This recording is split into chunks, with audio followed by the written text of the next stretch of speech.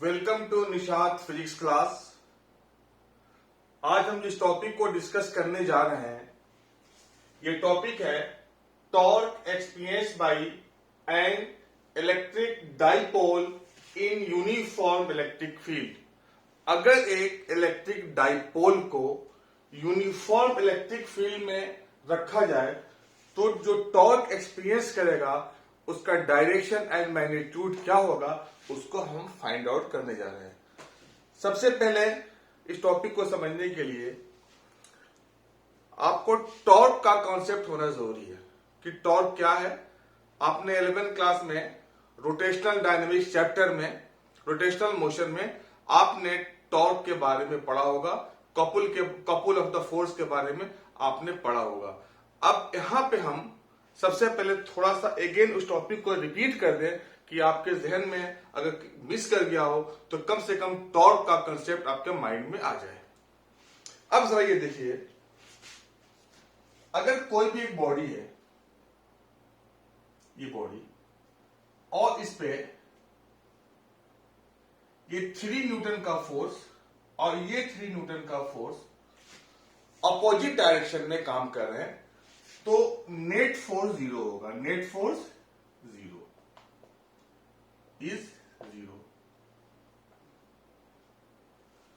इस केस में बॉडी या तो रेस्ट में होगा, आइदर इन द रेस्ट। दो कंडीशंस हो सकते हैं, हम डिटेल में नहीं जाएंगे, ऑलरेडी आपने लेवल पे पढ़ा है। आइदर इन द रेस्ट और either in the uniform motion।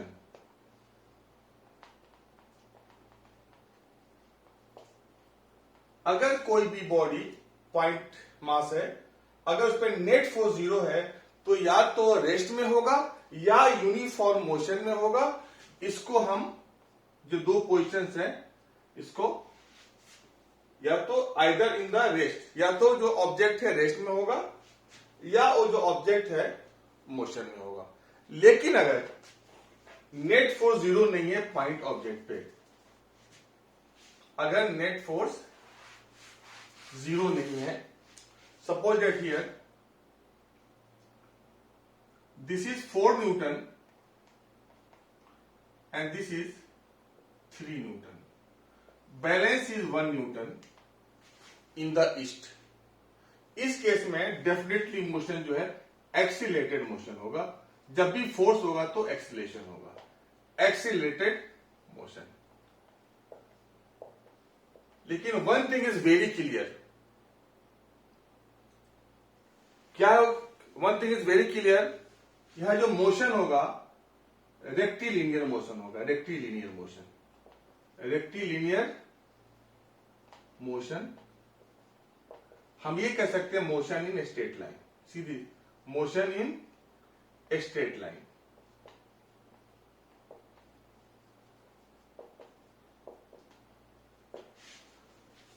लेकिन अगर एक फाइनाइट ऑब्जेक्ट है, उस फाइनाइट ऑब्जेक्ट का एक एंड हमने फिक्स कर दिया, जैसे हमारे पास ये बोर्ड मार्कर है। अब बोर्ड मार्कर को हमने यहां पे रखा, ये बोर्ड मार्कर को, और हमने यहां पे एक लेंथ इसका बना लिया। ये बोर्ड मार्कर का लेंथ है और यहां पे हमने इसको फिक्स कर दिया। डॉटेड लाइन ये शो कर रहा है कि ये बोर्ड मार्कर है, ये जो लेंथ है इसका फिक्स है।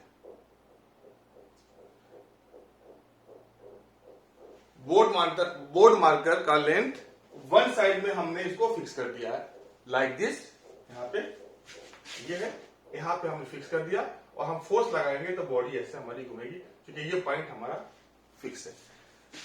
टॉर्क के लिए एक पॉइंट का फिक्स होना जरूरी है, या फोर्स किसी अगर एक पॉइंट फिक्स नहीं है तो फोर्स हमेशा इस पॉइंट पर लगना चाहिए। तो बहुत डिटेल में हम नहीं जाना है, जो आपको ऑलरेडी लेवल में पढ़ा दिया गया है। अब हमने यहां पे ये डिस्टेंस हमारा आर के बराबर है, इस डिस्टेंस, इस पॉइंट पे हमने फोर्स लगाया, ये फोर्स लगाया F. F is magnitude of force जिसके वजह से जब फोर्स लगाएंगे तो हमारी बॉडी ऐसे ऐसे घूमने लगी, इस तरह से बॉडी घूमेगी। हमने यहां पे line of action of the force, इसे कहते हैं line of action of the force. This is O, this is N and this is C। NC is the line of action of the force. NC is the force के direction में, NC is the line of action of the force. अब ये जो body है, जो force F लगा रहे हैं हम, force F, this force F produces turning effect. F produces turning effect, turning effect. F produces turning effect, so a torque is produced, a torque is produced।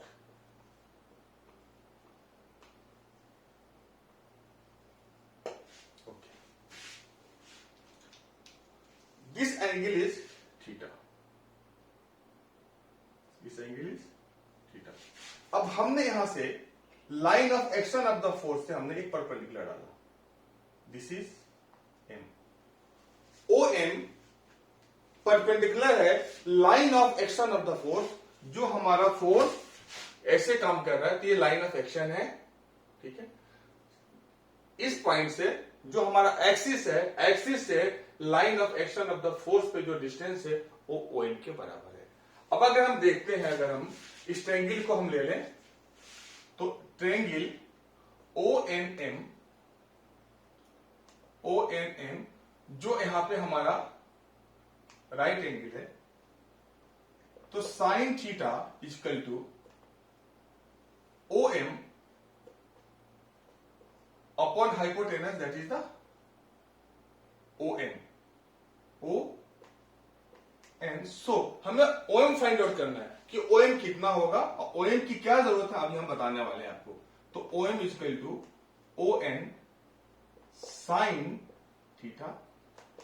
ON हमारा यहां पे R के बराबर है, तो R साइन थीटा OM हो गया। अब सवाल ये उठता है कि टॉर्क क्या होता है। फोर्स F एक टर्निंग, फोर्स F की वजह से जो टर्निंग इफेक्ट है, उस टर्निंग इफेक्ट की वजह से एक टॉर्क जनरेट होता है और उस टॉर्क का हम मैग्नीट्यूड एंड डायरेक्शन निकालेंगे कि क्या होता है मैग्नीट्यूड एंड डायरेक्शन। तब उसके बाद हम इस टॉपिक को टच करेंगे, that is electric dipole in uniform electric field. ये सिंबल जो होता है टाउ सिंबल का मतलब होता है टॉर्क, सिंबल ऑफ टॉर्क। फिर हम यहां पे टॉर्क लिख ही देते हैं, torque equal to magnitude of force, force का magnitude into perpendicular distance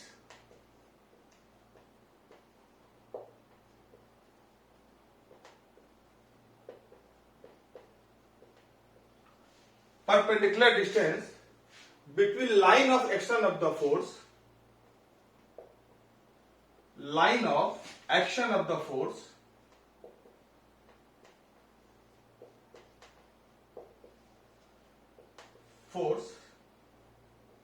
and axis of rotation।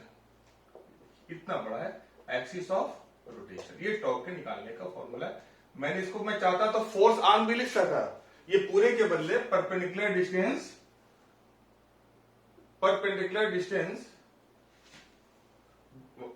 Between line of action of the force and axis of rotation, इस पूरे को हम अगर मैं चाहता तो फोर्स आर्म लिख सकता था, लेकिन आपको उतने समझ में नहीं आता, इसलिए पूरा डिटेल हमने लिखा। टॉर्क को हम टाउ, ये सिंबल है ग्रीक वर्ड टाउ, उससे हम नोट करते हैं। मैग्नीट्यूड ऑफ फोर्स आपके सामने है, फोर्स यहां पर F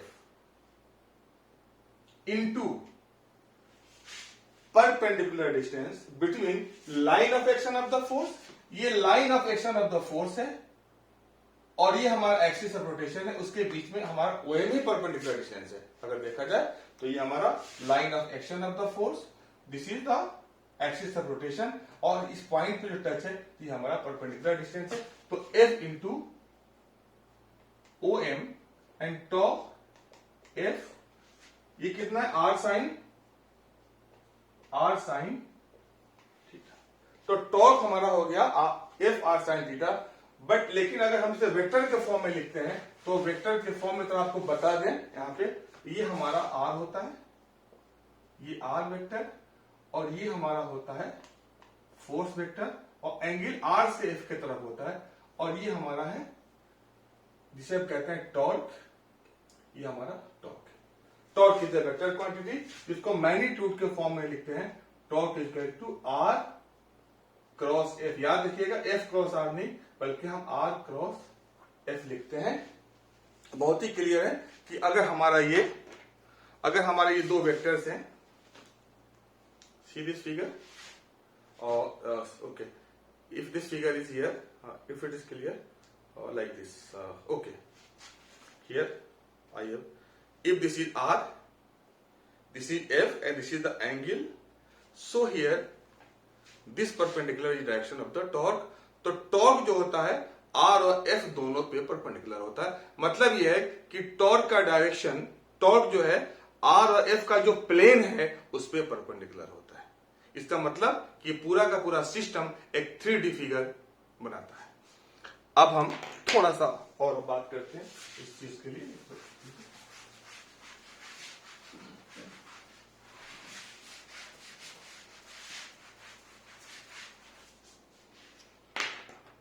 अगर हम चाहें तो ये जो एक्सिस ऑफ रोटेशन है, अब यहां पे फोर्स अगर हम सीधा रख दें, इस केस में F हमारा सीधा है बिल्कुल स्ट्रेट, तो इस केस में जो हमारा डिस्टेंस है पूरा R होता है, और टॉर्क सिर्फ RF के बराबर होता है, because this angle is 90 degree, तो साइन 90। तो टॉर्क इस केस में मैक्सिमम होता है, एंड दैट इज RF। अब जरा कपुल ऑफ फोर्स पे आते हैं। कपुल ऑफ फोर्स, आपने देखा होगा कि कभी कभी आप कॉर्ड को घुमाते हैं या कोई भी लाइन नहीं है, एक फोर्स इधर लगाया आपने और एक फोर्स नीचे लगा। अब ये देखिए ऐसे जा रहा है, ये ऐसे घूम रहा है, ऐसे घूम रहा है। अब ये एंटी क्लॉकवाइज टॉर्क प्रोड्यूस हो रहा है, एंटी क्लॉकवाइज टॉर्क, मतलब ये डायरेक्शन देखिए anti clockwise, both are anti clockwise. लेकिन हमें इस टॉपिक पे ज्यादा डिस्कस नहीं करना था, फिर भी हमने थोड़ा सा टॉर्क के बारे में आपको बता दिया। अब हम मेन टॉर्क पे आ रहे हैं, जो हमारा है torque experience by an electric dipole in uniform electric field.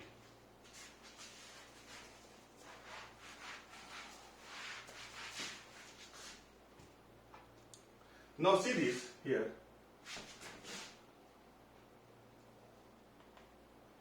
Electric field का direction, this is direction of electric field. Direction of electric field ये जा रहा, it means this side positive and this side negative. Okay? तो positive से negative के तरफ जा रहा है। यहां पे हमने एक डाइपोल बनाया, this is डाइपोल, here, ये हमारा डाइपोल है, ये, and here force is plus Q. अगर प्लस क्यू होगा तो हमें मालूम है क्यू ई, अगर F equal to Q B होता है, अगर इलेक्ट्रिक फील्ड ई है और यहां डाइपोल का ये पॉजिटिव चार्ज है तो ये होगा plus Q E, force equal to होता है क्यू बी, और यहां पे निगेटिव चार्ज है तो इसका डायरेक्शन उल्टा होगा, माइनस क्यू ई। एक चीज माइंड में हमेशा रखिएगा, पॉजिटिव फोर्स इलेक्ट्रिक फील्ड के डायरेक्शन में जाता है, और negative charge, positive charge electric field के डायरेक्शन में जाता है और निगेटिव चार्ज इलेक्ट्रिक फील्ड के अपोजिट डायरेक्शन में आता है। इसलिए जो फोर्स जनरेट होगा वो इलेक्ट्रिक फील्ड के डायरेक्शन में होगा पॉजिटिव चार्ज की वजह से, और निगेटिव चार्ज की वजह से जो फोर्स डेवलप होगा वो इलेक्ट्रिक फील्ड के अपोजिट डायरेक्शन में होगा। साफ साफ यहाँ पे दिख रहा है। यहाँ पे जो एंगल है, ये एंगल, ये हमारा इलेक्ट्रिक फील्ड के साथ यहाँ थीटा बना रहा है, सीधा थीटा। अब हमने यहाँ पे इसको ऐसे बनाया, जस्ट एडिट, और यहां हमने इसको मिला दिया। ये थीटा है थोड़ा सा और क्लियर कर दो, ये थीटा इलेक्ट्रिक फील्ड के साथ थीटा बना रहा है, तो ये भी हमारा थीटा होगा। This point is A, this point is C and this point is B. अब यहां पे क्या देख रहे हैं, net force, net force, net force equal to plus Q E and minus Q E and that is zero. Net force यहां पे zero है, clear, net force is zero. But line of action of the force, line of action of force, forces are different, दोनों का line of action different है, दोनों force का line of action अलग है, बिल्कुल। एक ऐसे ऊपर काम कर रहा है, एक नीचे काम कर रहा है। एक फोर्स अगर हम ये देखते हैं, ये फोर्स ऊपर की तरफ या दूसरा फोर्स नीचे की तरफ, ये ऐसे, ये नीचे की तरफ, ये फोर्स ऊपर या दूसरा फोर्स इसके नीचे की तरफ है, जिसके वजह से गोल गोल घूमेगा। ओके ओके, अब हम line of action of forces are different, thus there must be torque।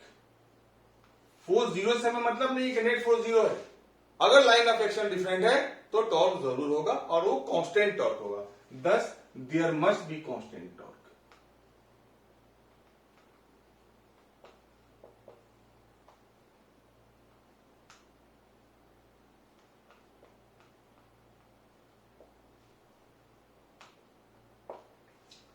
thus there must be constant force, there must be constant or constant torque, there must be constant torque। अभी मैंने आपको definition में बताया था, अगर torque का formula लें, यहां पे कपुल ऑफ द फोर्स है, तो हम एक फोर्स ले लिया, वन ऑफ द फोर्स, तो हमारा हो गया Q is the one of the force into perpendicular distance between line of the action of the force and axis of rotation। So this is the shortest distance CB, so that is into perpendicular distance between both forces। जो देखा जाए कि AB is not perpendicular distance, AB हमारा perpendicular distance नहीं है, दोनों के बीच में shortest distance क्या है, BC, इसलिए हम यहां पर हमने BC लिया। अब एक चीज है BC, AB क्या है, अब अगर हम ये कहें torque equal to QE BC, अगर इस ट्रायंगल को हम लेके चलें तो BC कितना होगा, AB sine theta, AB sine theta, और हमने ये मान लिया कि AB is the length of dipole and that is 2a,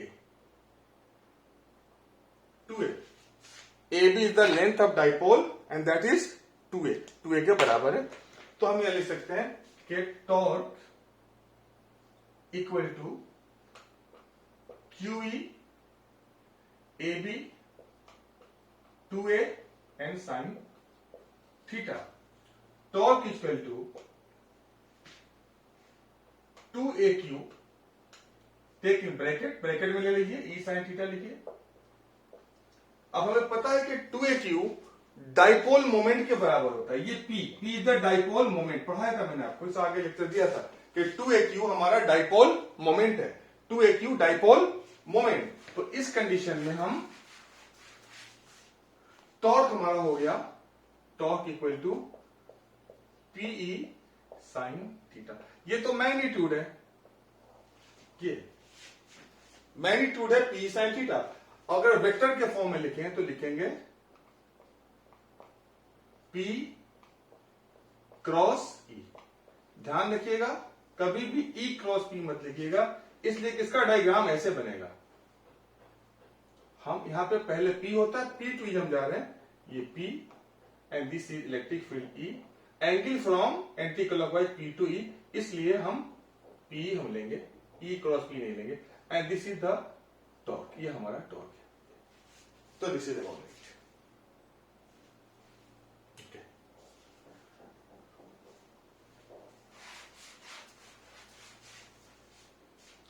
अब सपोज करो कि theta equal to 0 degree, theta equal to 0 degree. It means if this is electric field here and this is electric field and now this is electric field और यहां पे ये रहा हमारा positive charge, ये रहा नेगेटिव चार्ज और हमारा थीटा 0 है इलेक्ट्रिक फील्ड और डाइपोल मोमेंट, ये हमारा P होगा डाइपोल मोमेंट इस केस में. तो दोनों के बीच एंगल 0 है. डाइपोल मोमेंट का डायरेक्शन निगेटिव टू पॉजिटिव होता है. तो इस केस में टॉर्क कितना होगा? P is sin 0 and torque equal to 0. Okay. Now second,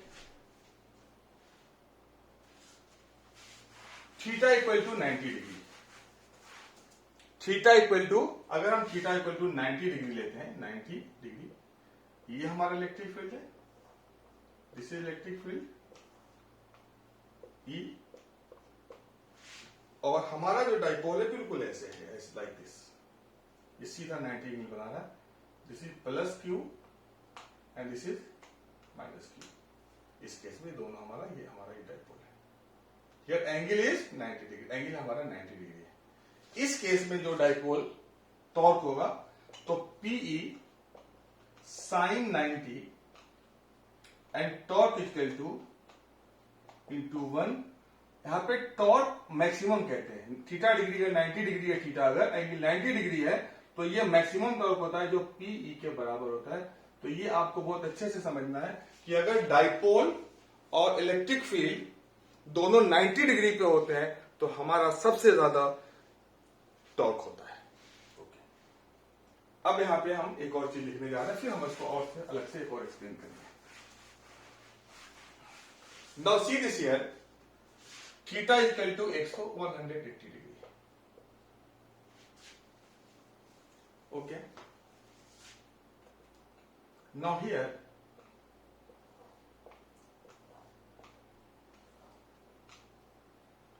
this is electric field and now dipole is here, this is negative is here and positive is here. So what we see here, this is the direction of the dipole moment, P vector. Dipole moment is from against the electric field. Dipole moment, it means theta is equal to 180 degree. Theta is equal to 180 degree. It is against electric field. Dipole electric field का ये direction है और dipole moment का ये direction है.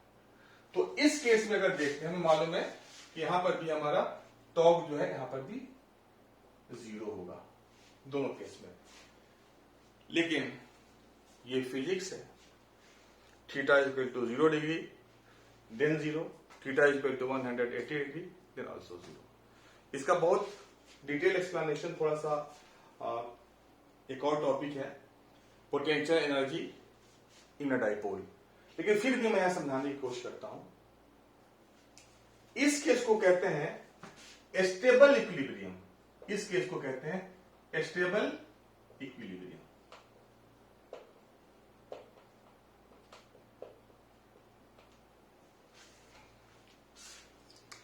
अब क्या है स्टेबल इक्विलिब्रियम थीटा 0 पे? स्टेबल इक्विलिब्रियम का मतलब है कि इक्विलिब्रियम का मतलब क्लियर है कि हमारा जो है यहाँ पे नेट फोर्स 0 है, बॉडी बिल्कुल रेस्ट कर रहा है. यहाँ पे हमारा नेट फोर्स 0 है जिसे हम कहते हैं स्टेबल इक्विलिब्रियम. अब जरा देखिए क्या होता है स्टेबल इक्विलिब्रियम. मैं थोड़ा सा मैकेनिकल एग्जांपल लेके समझाता हूं. ये आपके पास एक बाउल है, बाउल जिसमें आप सब्जी रखते हैं, कुछ भी रखते हैं, और आपने यहां पे एक मार्बल रख दिया, ग्लास का बना हुआ. Definitely weight downward, normal reaction, upward and more component of the forces, but it is in the rest and net force is 0. Now just apply your force and displace the body up to the here. But when you release it, it will oscillate and finally settle down at the position A to B, maybe here again come to the here C, and finally it will come at its position. Finally अपनी जगह पे, वहां से हटा तो दिया आपने, force लगा के ऊपर कर दिया, फिर अपनी जगह पे आएगा, ऑसिलेट करता रहेगा, लेकिन फाइनली अपनी जगह पे आकर सेटल कर जाएगा, वहां से हटेगा नहीं. इसे कहते हैं स्टेबल इक्विलिब्रियम. हटना नहीं है, this is the stable equilibrium. इसी तरह से अगर हम थीटा 0 है और हम जैसे उसको डिस्प्लेस करेंगे तो फिर अपनी जगह पर वापस आ जाएगा. जैसे डिस्प्लेस करेंगे फिर अपनी जगह पे वापस आ जाएगा. अब इसको देखिए यहां पे 180 डिग्री. अब मैं तो इसको एक्सप्लेन करता हूं.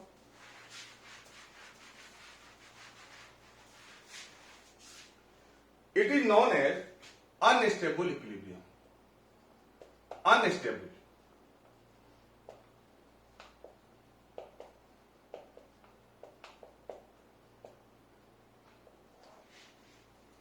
जैसे मैं एक थोड़ा सा एक अलग हट के एग्जाम्पल देता हूं, समझने की कोशिश कीजिए. आप एक सेल्स एग्जीक्यूटिव हैं, बिजनेस अच्छा करते हैं और आप अपने घर पे हैं. तो अगर घर पे हैं तो आपका स्वीट हाउस है, स्वीट होम है, वहां से आप जाने की कोशिश नहीं करते मैं कहीं और जाऊं. बहुत आराम से हर तरह की फैसिलिटीज है. अब आप डेली जा रहे हैं किसी बिजनेस के सिलसिले में, तो आपका पूरे रास्ते आप कार में हो, कितनी भी लग्जरी हो, लेकिन डिस्टर्ब रहते हैं. तो this is the condition of non equilibrium. लेकिन अब डेली होटल में चले गए तो वहां भी अच्छा कमरा है, सूट है, एवरीथिंग है, वहां भी आपको बहुत लग्जरी लाइफ है, रेस्ट है, सब कुछ है, वहां भी आप इक्विलिब्रियम में. लेकिन दोनों इक्विलिब्रियम में, होटल के इक्विलिब्रियम में और घर के इक्विलिब्रियम में क्या फर्क है? आप होटल से घर से होटल जाते हैं, लेकिन जैसे ही काम खत्म होता है आप वहां से होटल से घर वापस आते हैं. तो घर का इक्विलिब्रियम कभी होटल की चाह नहीं रखता है, आप बिजनेस के वजह जाते हैं. लेकिन होटल में रहने के बाद जैसे ही काम खत्म होता है तो कहां वापस आना चाहते हैं? अपने घर पे. तो घर एक तरह से आपका स्टेबल इक्विलिब्रियम है, वहां स्टेबिलिटी है. होटल में कुछ दिनों के लिए रहते हैं और जैसे वहां से काम खत्म होता है आप सीधे अपने घर चले जाते हैं. अब जरा इसको मैकेनिकल वे में देखिए. हमने इस बॉल को उल्टा कर दिया, उल्टा हमने कर दिया, और यहां पे कोई बात नहीं, मुश्किल नहीं है. आप यहां पे हमने साइंटिफिकली यहां पे हमने एक मार्बल लगा रख दिया. गोल है, आप चाहे तो रख सकते हैं, कोई मुश्किल नहीं है. यहां भी नीचे जो है यहां पर जैसे सिर यहां पे काम कर रहा था, यहां पे आपका mg और यहां पे काम कर रहा था r, सेम यहां पे काम करेगा और नॉर्मल रिएक्शन यहां पे काम करेगा mg. जैसे आप फोर्स लगाएंगे ये, तो ये जो है नीचे की तरफ अपना चला जाएगा, वापस नहीं आएगा. तो फर्क क्या स्टेबल इक्विलिब्रियम और अनस्टेबल इक्विलिब्रियम में? स्टेबल इक्विलिब्रियम में अगर हम बॉडी को डिस्प्लेस करते हैं तो अपनी जगह पे वापस आ जाता है. अनस्टेबल इक्विलिब्रियम में बॉडी को जैसे उसके इक्विलिब्रियम से हटाएंगे वहां से अपनी जगह को बदल देता है. तो अगर कोई भी डाइपोल 180 डिग्री का इलेक्ट्रिक फील्ड के साथ बनाता है अगर एंगल, तो जैसे ही वहां से उसको हटाएंगे वो अपनी जगह से हट जाता है, फिर वो वापस नहीं जाता. तो this is the difference between unstable equilibrium and stable equilibrium. एक और चीज है यहां पे, इस केस में स्टेबल इक्विलिब्रियम में पोटेंशियल एनर्जी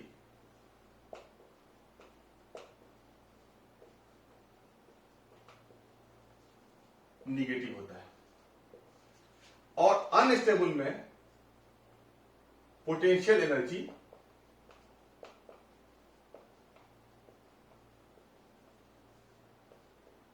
पॉजिटिव होता है. और आपको पता होना चाहिए कि negative is the binding force. जितने भी यूनिवर्स है निगेटिव फोर्स की वजह से, बाइंडिंग एनर्जी की वजह से. पॉजिटिव फोर्स का मतलब होता है डिस्ट्रक्शन, एक्सप्लोजन. तो इस टॉपिक को हम potential energy stored in electric dipole in uniform electric field, हम इसको बाद में डिस्कस करेंगे. इसके बाद डिस्कस करेंगे, हो सकता है इसके बाद न्यूमेरिकल डिस्कस करें, जो भी है नेक्स्ट वीडियो में इसको करेंगे. तो आप हमारे वीडियो वॉच करते रहिए और लाइक व्यू देखेंगे तो व्यू हो ही जाएगा. लाइक और सब्सक्राइब करते रहिए. Thank you very much.